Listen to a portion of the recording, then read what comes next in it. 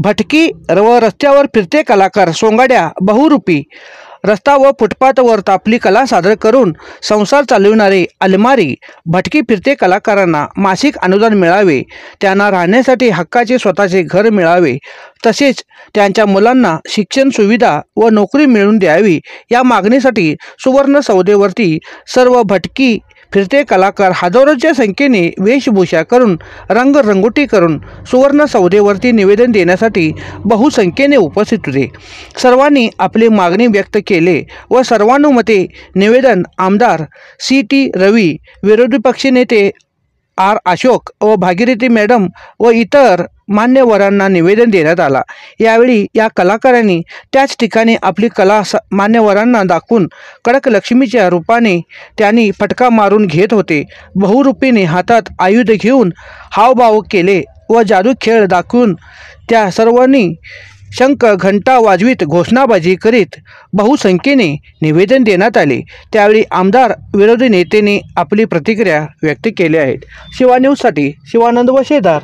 ಆ ಭಾವನೆಯಿಂದ ಇವತ್ತು ನೀವು ಹೋರಾಟಕ್ಕೆ ಬಂದಿದ್ದೀರಿ, ಆ ಭಾವನೆ ಇಟ್ಕೊಂಡು ನೀವು ಹೋರಾಟಕ್ಕೆ ಬಂದಿದ್ದೀರಿ, ಅದಕ್ಕೆ ನಾವು ಪೂರ್ತಿ ಬೆಂಬಲವನ್ನ ನಾವು ಕೊಡ್ತೀರಿ। ನಮ್ಮ ಸರ್ಕಾರ ಇದ್ದಾಗ ಈ ಒಳ ಮೀಸಲಾತಿಯನ್ನ ಜಾರಿಗೆ ತಂದಿದ್ದೀರಿ। ಬಸವರಾಜ ಬೊಮ್ಮಾಯಿ ಅವರಿದ್ದಾಗ ಆ ನಿಗಮ ಮಾಡಿ ಅದಕ್ಕೆ 300 ಕೋಟಿನೂ ಜಗದೀಶ್ ಶೆಟ್ಟರ್ ಮಾಡಿದ್ದೀರಿ, ನಮ್ಮ ಅನುದಾನವನ್ನು ಕೊಟ್ಟಿದ್ದೀರಿ। ಈ ಸರ್ಕಾರ ಬಂದ್ಮೇಲೆ ಅನುದಾನನೂ ಕಿತ್ಕೊಂಡ್ಬಿಟ್ಟಿದೆ, ಯಾಕಂದ್ರೆ ಸರ್ಕಾರ ಪಾಪರಾಗಿದೆ, ಹಣ ಇಲ್ಲ, ಅವ್ರಿಗೆ ತಿನ್ನಕ್ ಹಣ ಇಲ್ಲ, ಲೂಟಿ ಹೊಡಿಯಕ್ಕೆ ಹೊಡ್ಕೊಂಡು ಕೂತಿದ್ದಾರೆ, ಲೂಟಿ ಹೊಡಿತಾ ಇದ್ದಾರೆ, ಸರ್ಕಾರದಲ್ಲಿ ಲೂಟಿ ಹೊಡಿತಾ ಇದ್ದಾರೆ। ಆ ಪರಿಸ್ಥಿತಿ ಇವತ್ತು ನಾವು ನೋಡ್ತಾ ಇದ್ದೀರಿ। ನಿಮ್ಗೆ ಒಂದು ಅಡ್ರೆಸ್ ಇಲ್ಲದೆ ಇರುವಂತಹ ಸ್ಥಿತಿನೂ ಕೂಡ ಇವತ್ತು ನಿರ್ಮಾಣ ಆಗ್ತಾ ಇದೆ। ಅದಕ್ಕೆ ನಿಮ್ಗೆ ಅಡ್ರೆಸ್ ಆಗ್ಬೇಕು, ಮೀಸಲಾತಿ ಸಿಗಬೇಕು, ನಿಮ್ಮ ಮಕ್ಕಳಿಗಾದ್ರೂ ಸರ್ಕಾರದಲ್ಲಿ ಉದ್ಯೋಗ ಸಿಗಬೇಕು। ಈ ಹೋರಾಟಕ್ಕೆ ನಮ್ಮ ಬೆಂಬಲ ಕೊಡೋಕ್ಕೋಸ್ಕರ ನಾವೆಲ್ಲರೂ ಕೂಡ ಬಂದಿದ್ದೀವಿ। ಈ ಮಾತು ಬಾಯಿ ಮಾತಾಗಲ್ಲ, ಇದು ನೀವು ನಮ್ಮ ಧರ್ಮವನ್ನ, ಹಿಂದೂ ಧರ್ಮವನ್ನ ಕಾಪಾಡ್ತಾ ಇರುವಂತ ದೇವತೆಗಳು ಅಂತ ನಾನು ಹೇಳಕ್ ಇಷ್ಟಪಡ್ತಾ ಇದ್ದೀನಿ। ಆಂಜನೇಯನ ರೂಪ ನೋಡಿದಿರಿ, ಇಲ್ಲಿ ಈಶ್ವರನ ರೂಪ ನೋಡಿದಿರಿ ಅಲ್ವಾ, ರಾಮನ ರೂಪವನ್ನ ನೋಡಿದಿರಿ, ದಾಸರ ಮಾರಮ್ಮನ ರೂಪ ನೋಡಿದಿರಿ, ಎಲ್ಲ ರೂಪಗಳನ್ನ ನಾವು ನೋಡಿದ್ದೀವಿ। ನೋಡಿ, ನಮ್ಮ ಮನೆ ದೇವರು ಆಂಜನೇಯ, ನಮ್ಮ ಮನೆ ದೇವರು ಆಂಜನೇಯ। ಅದರಿಂದ ನಾನು ನಮ್ಮ ಮೇಡಮ್ ಅವರು ನಾವೆಲ್ಲರೂ ಕೂಡ ನಿಮ್ಗೆ ಬೆಂಬಲವನ್ನ ಕೊಡ್ತೀವಿ। ಬರೆದು ಮಾಡ್ಕೊಳ್ಳಿ, ಒಂದಲ್ಲ ಒಂದಿನ ಅಲ್ಲ, ಆದಷ್ಟು ಬೇಗ ಯಾವ ಸರ್ಕಾರ, ಬಿಜೆಪಿ ಸರ್ಕಾರ ನಿಮಗೆ ನಿಗಮವನ್ನ ಮಾಡಿಕೊಡ್ತು, ಅದೇ ಸರ್ಕಾರ ಮತ್ತೆ ಬಂದೇ ಬರುತ್ತೆ, ನಾವು ನಿಮ್ಗೆ ಅವಕಾಶವನ್ನ ಮಾಡಿಕೊಡ್ತೀವಿ। ಈ ಸಂದರ್ಭದಲ್ಲಿ ಈ ಒಳ ಮೀಸಲಾತಿಗೋಸ್ಕರ ಹೋರಾಟವನ್ನ ತಾವು ಏನ್ ಮಾಡ್ತಾ ಇದ್ದೀರಾ ಅದಕ್ಕೆ ಬೆಂಬಲ ಕೊಡ್ತೀರಿ। ಈ ಸರ್ಕಾರಕ್ಕೆ ಕಿವಿ ಹಿಂಡಿ ಅದನ್ನ ಜಾರಿಗೆ ತರುವಂತ ಕೆಲಸವನ್ನ ನಾವೆಲ್ಲರೂ ಕೂಡ ಮಾಡ್ತೀರಿ, ನಿಮ್ ಪರವಾಗಿದ್ದೀರಿ ಅನ್ನೋ ಮಾತನ್ನ ಈ ಸಂದರ್ಭದಲ್ಲಿ ಹೇಳಿ ಸರ್ಕಾರ ಇದ್ದಾಗ ನಾವು ಮಾಡಿದ್ದೀವಿ। ಇವತ್ತು 49ಕ್ಕೂ ಹೆಚ್ಚು ಅಲಮಾರಿ ಸಮುದಾಯದವರು ಇವತ್ತು ನಮ್ಮ ಜೊತೆ ಇಲ್ಲಿ ಬಂದಿದ್ದಾರೆ। ನಾವು ಆ ಹೋರಾಟಕ್ಕೆ ಬೆಂಬಲ ಕೊಟ್ಟಿದ್ದೀವಿ। ಹಿಂದೂ ಧರ್ಮದ ಒಂದು ಅಂಗವಾಗಿರುವಂಥ ಈ ಸಮಾಜ ಇದೆ, ಅವರು ಭಾಳ ಬಡತನ, SC-ಗಳಿಗಿಂತ ಹೆಚ್ಚು ಬಡತನದಲ್ಲಿರುವಂಥ ಅಲಮಾರಿ ಜನ, ಕೆಲವ್ರಿಗೂ ಅಡ್ರೆಸ್ಸು ಇಲ್ಲ, ಕೆಲವರು ಮನೇನೂ ಇಲ್ಲ, ಊರೂರು ಅಲಿಯುವಂಥ ಸಮುದಾಯಗಳು ಕೂಡ ಇಲ್ಲ ಇದೆ। ಅವ್ರಿಗೊಂದು ನೆಲೆ ಸಿಗಬೇಕು, ಅವ್ರಿಗೊಂದು ಬದುಕಾಗಬೇಕು। ಆ ದೃಷ್ಟಿಯಿಂದ ಈ ಸಮುದಾಯಕ್ಕೆ ನಮ್ಮ ನಾವೆಲ್ಲರೂ ಕೂಡ ಬೆಂಬಲವನ್ನು ಕೊಟ್ಟಿದ್ದೀರಿ। ಈಗಾಗಲೇ ನಮ್ಮ ಸರ್ಕಾರ ಇದ್ದಾಗ ಇದಕ್ಕೆ ನಿಗಮನೂ ಕೂಡ ಮಾಡಿ ಹಣನೂ ಕೂಡ ಕೊಟ್ಟಿದ್ದೀರಿ।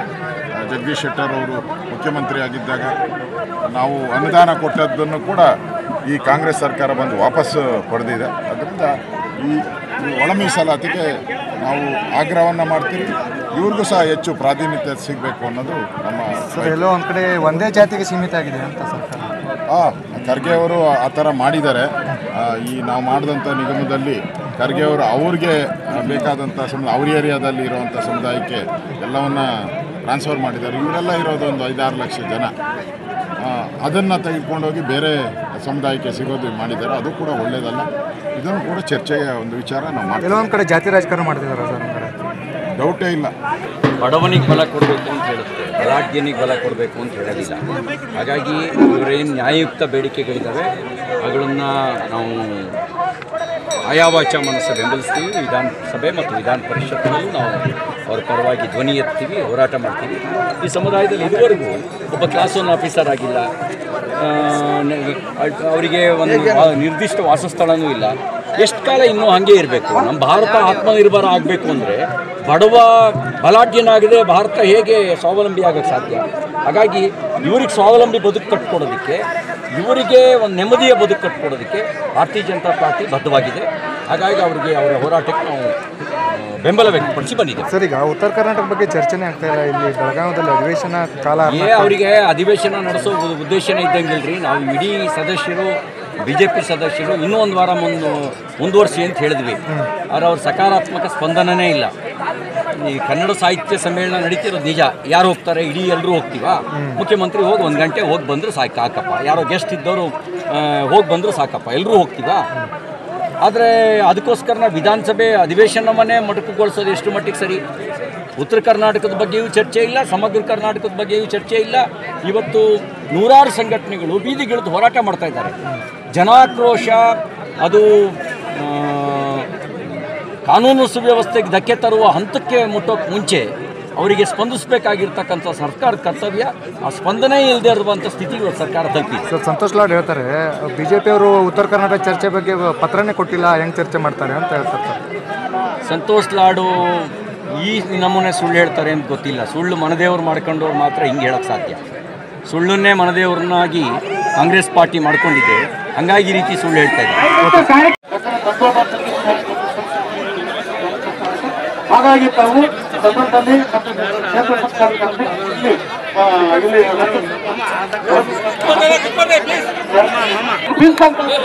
ಆಗಿದೆ. ಹಾಗಾಗಿ ನೀವು ಅವರಿಗೆ ಆ ನಿಗಮನ ಅವರಿಗೆ ಪಂಚಕರ್ಮ ನಿಗಮ ಅನೌನ್ಸ್ ಮಾಡಿ ಸರ್ಕಾರ ಅವರಿಗೆ ಅಲ್ಲಿ ಕಳಿಸಿ ನಮ್ಮ ಸಣ್ಣ ಸಣ್ಣ ಜಾತಿಗಿರೋ ಈ ನಿಗಮನ ಅಂತ ನೀವು ಆಗಮಿಸಬೇಕು ಅಂತ ವಿಜ್ಞಪ್ತಿ. ಸಭೆಯನ್ನು ಉದ್ದೇಶಿಸಿ ಈಗ ರವಿಕುಮಾರ್ ಅವರ ಬಗ್ಗೆ BJP ನಾಯಕರು ಅವರು ಕೂಡ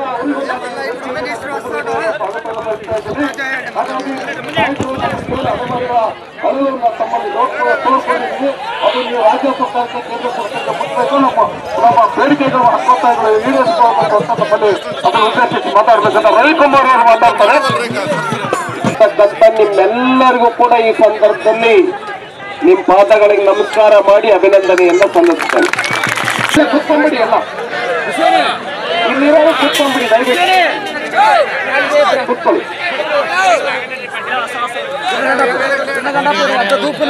ನಾನು ಯಾಕೆ ನಿಮಗೆ ಅಭಿನಂದನೆಯನ್ನು ಸಲ್ಲಿಸ್ತೇನೆ ಅಂತಂದ್ರೆ,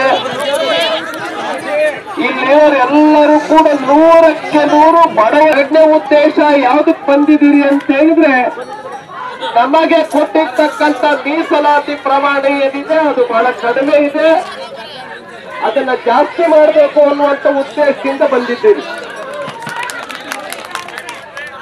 ಮೂರನೇ ಉದ್ದೇಶ, ಸೌಲಭ್ಯಗಳು ಸಿಗ್ತಾ ಇದೆ, ಆ ಸೌಲಭ್ಯಗಳು ಕೂಡ ನಮಗೆ ಜಾಸ್ತಿ ಸಿಗಬೇಕು ಅಂತ ಹೇಳಿ ಬಂದಿದ್ದೀವಿ.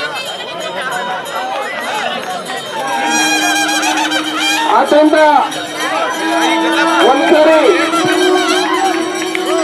ನಮ್ಮ